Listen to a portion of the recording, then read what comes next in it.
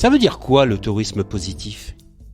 Ce terme tourisme positif, pour éviter justement de s'enfermer dans un tourisme de niche et pour toucher de manière plus large tous les produits et services touristiques.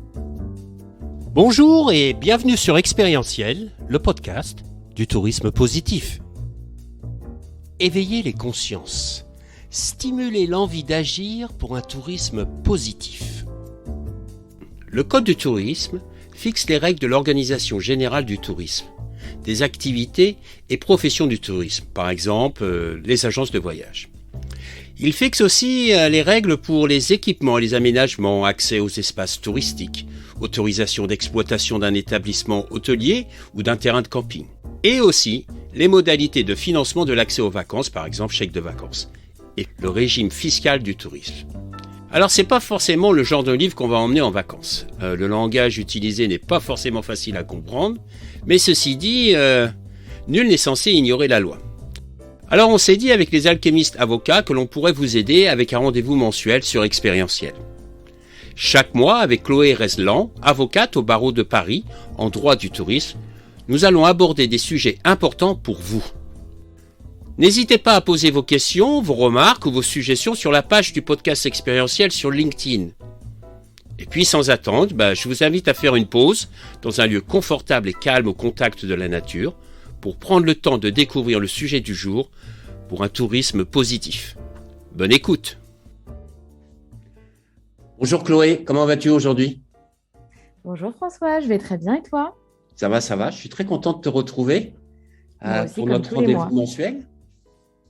Toujours un plaisir. Alors aujourd'hui, on va parler d'un sujet qui est plutôt sensible. Très sensible. Mais qui est extrêmement important, qui sont les annulations. Qui est fondamental. Les annulations, il faut bien qu'on en parle un jour ou l'autre et ce jour est arrivé. Exactement. Et moi, de mon expérience professionnelle, ça a toujours été un grand débat, un sujet de questionnement, de conflit, même parfois, d'incohérence. Il y en a qui sont pour, il y en a qui sont contre, il y en a qui veulent ceci, il y en a qui veulent cela, etc. Donc, moi, ce que je te propose aujourd'hui, c'est d'en parler ensemble. Et puis, on va commencer justement par ce mot cohérence. Alors, on va commencer par ce mot cohérence. Aujourd'hui, la cohérence est essentielle. Je me souviens, moi, travailler dans un hôtel où d'un côté, on donnait des conditions d'annulation extrêmement favorables sur Booking.com et que sur notre site d'hôtel de vente directe, on avait des conditions extrêmement dures d'annulation. Et donc, alors qu'on payait quand même 20% de commission à Booking, donc c'était incohérent. Et les gens allaient plutôt réserver sur Booking que sur notre site direct. Donc, dis-moi, comment on définit justement cette politique d'annulation? Comment toi, tu l'imagines, comment tu la vois? Alors, effectivement, ce que tu dis est hyper pertinent, comme d'habitude, mais c'est vrai qu'il faut aborder sa politique d'annulation et ses clauses d'annulation, puisqu'on va y venir, il faut les mettre quelque part, ces clauses d'annulation, déjà de manière cohérente. C'est-à-dire qu'il faut avoir une approche globale et aujourd'hui, trop souvent, on voit des politiques d'annulation qui varient pour un même prestataire, un même hôtelier par exemple, un même agent de voyage. Ça peut varier en fonction du canal de distribution. Donc ça, c'est problématique parce que de fait, vous, en tant que professionnel, vous allez pousser votre consommateur, votre client, vers une plateforme plutôt qu'une autre, où un certain client va se rendre compte après coup qu'il aurait pu obtenir des conditions différentes et plus favorables sur une autre plateforme et se sentir lésé.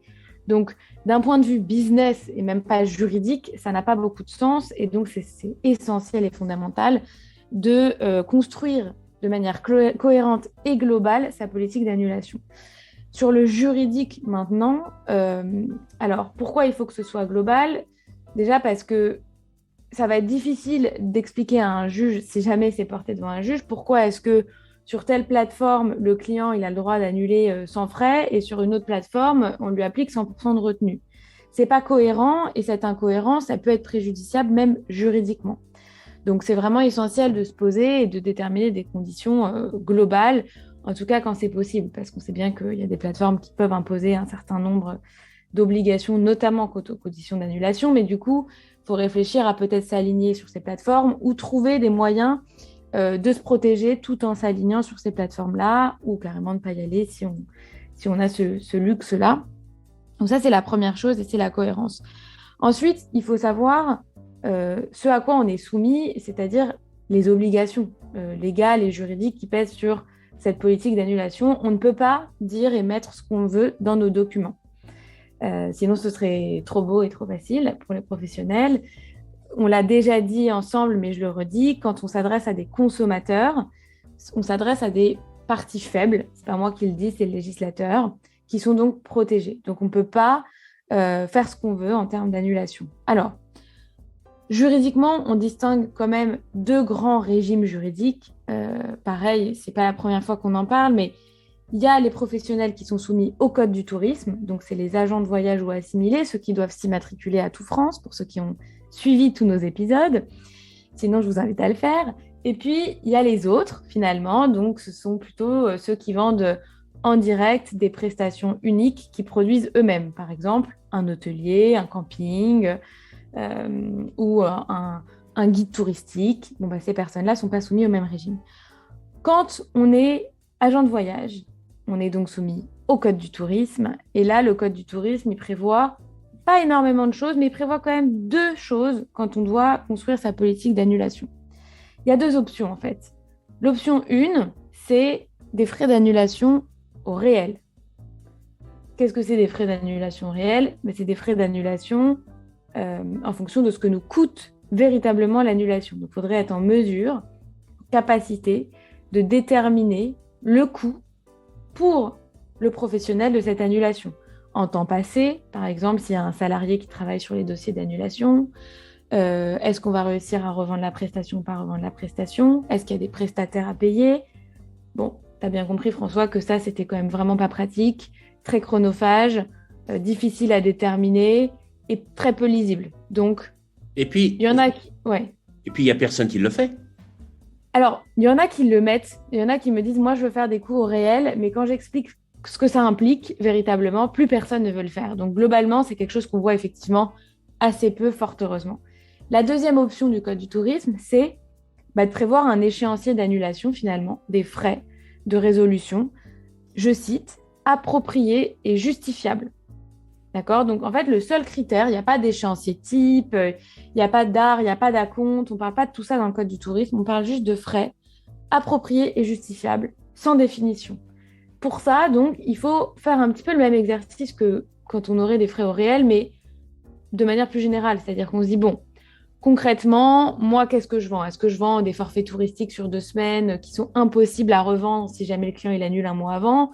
Est-ce que je vends des prestations de visite guidées à l'unité avec un faible coût et auquel cas ça va être facile peut-être de les écouler s'il me reste un mois, essayer de comprendre un petit peu ce que ça nous coûterait effectivement en annulation, puis de déterminer une politique globale ou prestation par prestation, si on vend plusieurs activités, plusieurs choses, si on vend par exemple et de l'hébergement et des visites ou des activités, on peut prévoir des frais d'annulation distincts.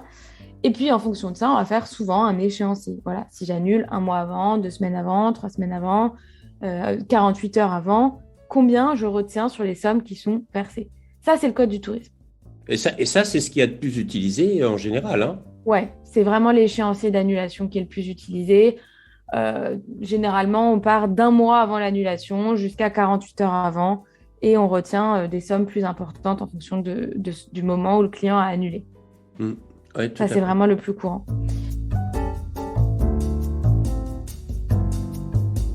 Tous ces termes-là, le vocabulaire est très important. Alors, le vocabulaire est hyper important parce que moi, je vois souvent du vocabulaire qui est le bon, mais où on mélange tout dans les documents. C'est-à-dire qu'un coup, on dit on demandera un acompte et puis on va retenir des arts et puis ce sera une avance. C'est des concepts qui sont complètement différents. Donc, quand on est soumis au Code du tourisme, généralement, il y a cet échéancier, mais ça ne nous empêche pas de demander un acompte ou de demander des arts. Et ça, c'est pareil quand on n'est pas soumis au Code du tourisme. Souvent, en fait, finalement, Code du tourisme ou pas, on voit à peu près les mêmes choses en termes d'annulation sur les professionnels du tourisme, c'est-à-dire qu'on demande un acompte ou des arts, mais attention, ce n'est pas la même chose au moment de la réservation. Parce que c'est bien gentil de prévoir un échéancier d'annulation, Mais admettons que votre client, il annule la veille et que quand il annule la veille, il doit vous verser 100% de la prestation. Si vous n'avez rien demandé en paiement au moment de la réservation, c'est rare d'aller poursuivre le client en justice pour obtenir le paiement de la réservation alors même qu'il a annulé. C'est rare, c'est des coûts, j'ai envie de dire inutiles, en tout cas dont on se passerait bien, ne serait-ce qu'en temps. Donc pour ça, il faut demander des acomptes ou des arts. Alors, ou une avance. C'est quoi la différence entre ces termes? Parce que souvent, ils sont mélangés et pas très bien utilisés. L'acompte, c'est vraiment le premier versement sur un achat d'une prestation de service ou d'une marchandise d'ailleurs.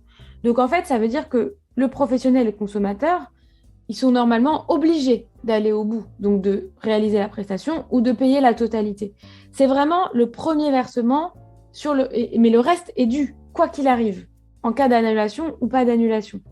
Et donc, le professionnel qui demande un acompte, l'acompte est payé, donc admettons 30% ou 50%, souvent c'est 30% à la réservation. Si jamais le client décide d'annuler la veille, il est obligé juridiquement de verser le solde, voire, si c'est prévu dans les CGV, de payer des dommages et intérêts aux professionnels. D'accord? Donc c'est beaucoup plus contraignant que les arts, parce que les arts, elles n'obligent pas le consommateur à acheter, à aller au bout finalement de sa réservation. C'est finalement quelque chose pour pré-réserver. Voilà, c'est une somme qu'on verse pour réserver, mais si le client il décide finalement de ne pas aller au bout, on ne peut pas lui demander le solde.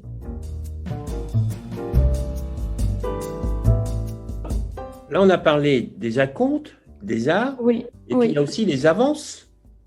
Et alors, les avances, juridiquement, on les assimile à des arts. Donc, quand on parle d'avance, il faut se dire qu'en fait, c'est une somme qu'on va avancer pour réserver la prestation, mais finalement, le solde n'est pas dû en cas d'annulation. Donc, c'est très important de connaître ces différences juridiques parce que quand vous mettez que vous demandez des arts, vous ne pouvez pas exiger le solde si le client annule.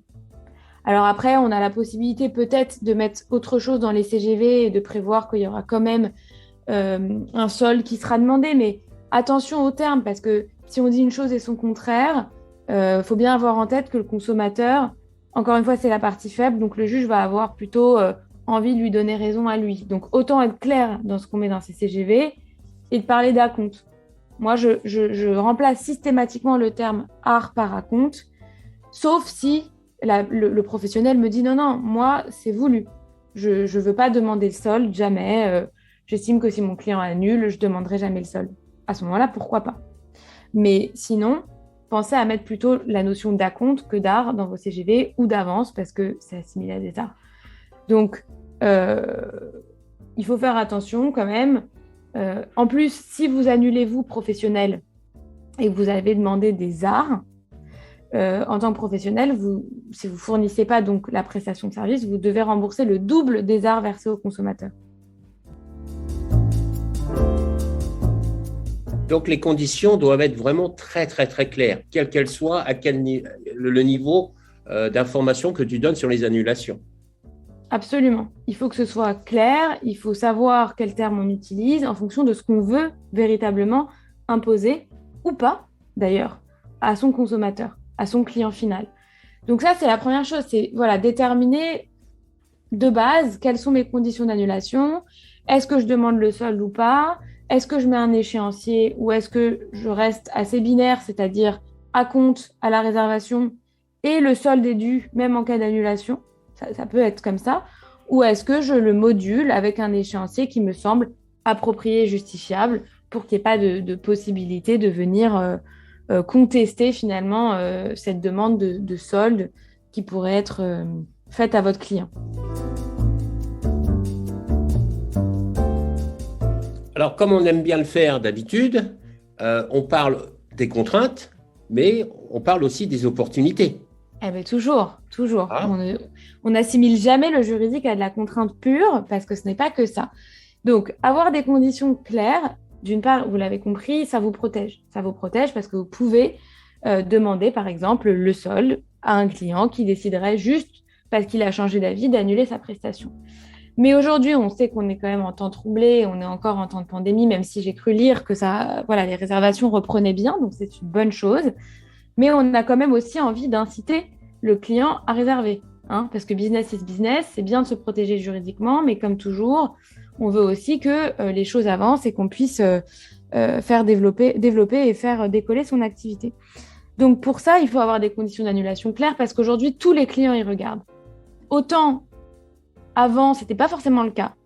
Autant aujourd'hui, vu l'incertitude, personne ne réserve sans avoir regardé les conditions d'annulation. Donc, il faut quand même avoir une certaine souplesse aujourd'hui. Sinon, vous allez vous limiter en termes de réservation. Qui dit souplesse ne dit pas forcément ne pas se protéger juridiquement. C'est-à-dire qu'on a le droit de prévoir dans ces conditions générales de vente, par exemple, un échéancier d'annulation en cas d'annulation tardive par le client, mais on peut aussi lui dire à son client que s'il annule pour certaines causes, on le rembourse. Et là, on va faire le lien avec la pandémie et le Covid. On va dire, en cas évidemment de mesures prises par le gouvernement venant restreindre les déplacements, par exemple, je vous rembourse. En cas de contamination due à la Covid-19, je vous rembourse.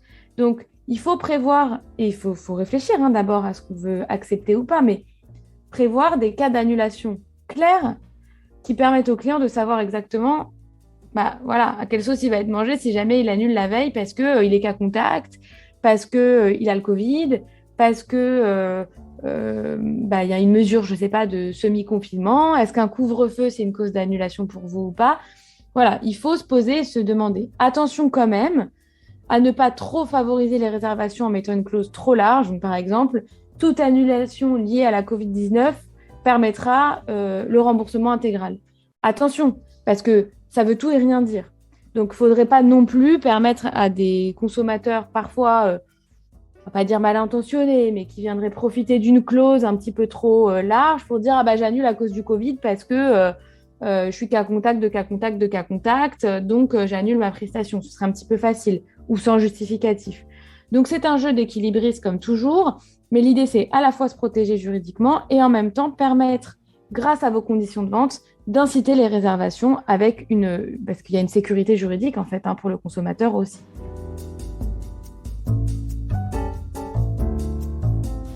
Alors, ce qui est intéressant aussi, c'est qu'on regarde souvent dans les sites d'hôtels, etc., que les conditions d'annulation sont toujours, en retrait.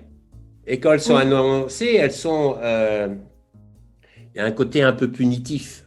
Oui, c'est ça. Un peu extrême, etc. Et ce qui est intéressant, et je crois que les hôteliers, ou tout le monde d'ailleurs doit s'en inspirer, c'est que quand on regarde des plateformes comme Booking, eux en ont fait une possibilité de service additionnel, une valeur ajoutée. Absolument, ouais. Et je crois que c'est ça qui est intéressant. Et c'est ça qu'on essaye de faire aussi à travers ces podcasts ensemble, c'est de dire, voilà, il y a le côté contraignant, certes, il y a le côté légal, mais il y a aussi le côté opportunité, une valeur ajoutée qu'on propose à ses clients et qui est quelque chose d'important. Est-ce qu'on a tout dit? Voilà. Alors, on a presque tout dit. Il y a une chose quand même que je n'ai pas précisée dans les obligations et dans ce qu'on peut et ce qu'on ne peut pas dire. Mais bon, ça vaut le coup de le rappeler. On ne peut pas quand même imposer un échéancier d'annulation et des frais d'annulation quand le client, il annule en raison de circonstances exceptionnelles et inévitables, d'accord? Donc ça, c'est le code du tourisme. Et hors code du tourisme, force majeure. On l'a bien entendu, la force majeure. Donc, attention quand même. Ça, il faut le mettre dans vos CGV. C'est-à-dire que vous ne pouvez pas prétendre le contraire. Il faut bien préciser que le client qui annule pour circonstances exceptionnelles et inévitables à destination a le droit à un remboursement intégral ou pour force majeure quand on n'est pas soumis au code du tourisme. Pareil, on ne peut pas imposer au client des frais d'annulation alors même qu'il n'a pas pu voyager parce qu'il y avait un super volcan en éruption ou parce qu'il y a eu une mesure de confinement national ou que les frontières sont fermées. On prend l'exemple du Maroc, par exemple, qui avait fermé ses frontières. Voilà, donc il y a quand même ça à prendre en compte pour avoir une clause bien construite. Et ça, c'est le dernier conseil peut-être que je pourrais donner.